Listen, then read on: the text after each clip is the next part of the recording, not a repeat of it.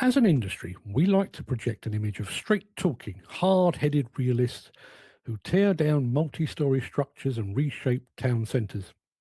But a staggering amount of modern site life is spent doing something entirely different, covering our arse. We've spent decades building a massive administrative fortress, brick by compliance brick, designed almost entirely to ensure that when a project goes sideways, which inevitably they do, the paper trail points somewhere, anywhere else. Take the modern procurement process. Before a single boot sets foot on site, contractors are put through the ringer of the pre-qualification questionnaire and preferred bidder lists. On paper, it filters out the cowboys.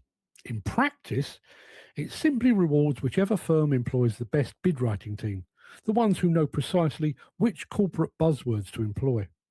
The contractor who spent 40 years mastering high-reach demolition gets passed over for a corporate outfit with an impressive ring binder and a dedicated compliance officer.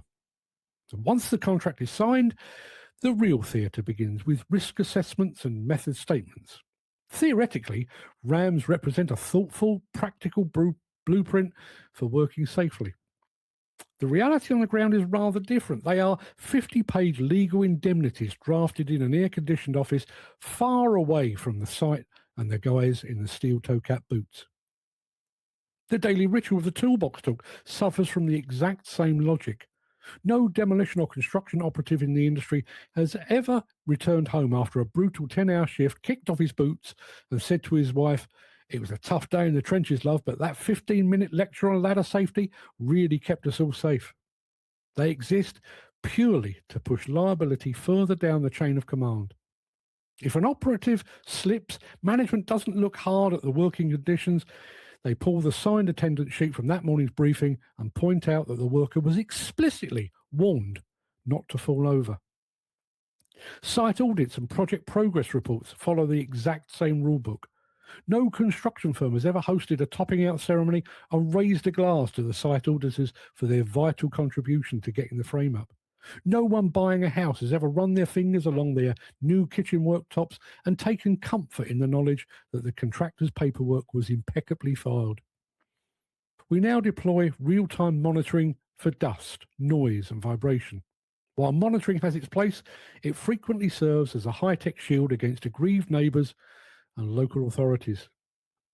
The sensors don't actually stop dust blowing over the holding. They merely provide the legal team with a spreadsheet to prove the airborne particulate levels remained within the parameters of acceptable nuisance. Even PPE is a form of corporate arse covering, and not just in the literal sense.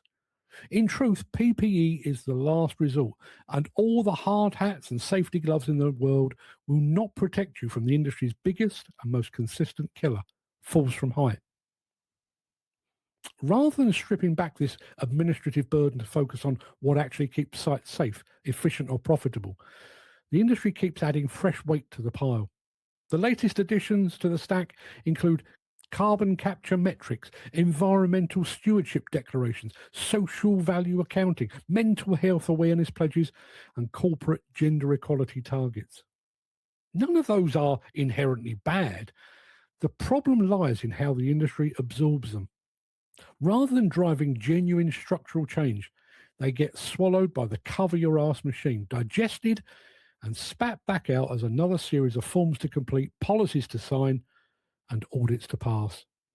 Mental health support becomes a poster in a site canteen detailing a helpline number, allowing management to check the box for worker well-being while ignoring the grueling shift patterns that drive burnout in the first place. Social value becomes a calculated metric designed to win the next tender, rather than a meaningful investment in the local community. The net result of all this self-preservation is an industry that moves slower, costs more, and frustrates the people who actually know how to build and demolish things. Site managers spend up to 60% of their working day staring at screens, managing audits, and updating stakeholder software instead of managing the physical site. Some suggest that they spend so much time reporting on site safety that they have no time left to actually monitor it. Operatives are so overburdened with compliance sign-offs that the actual hazards on site risk becoming background noise buried beneath a mountain of paper. We've mistaken the documentation of work for the work itself. But that's okay.